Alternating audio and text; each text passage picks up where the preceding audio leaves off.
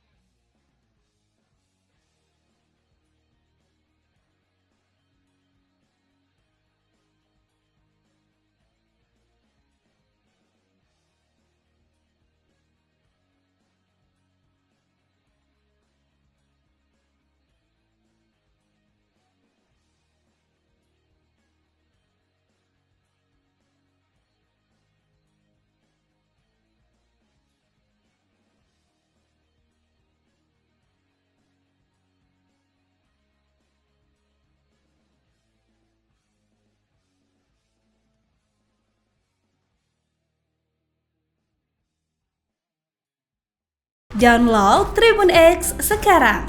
Menghadirkan lokal menjadi Indonesia.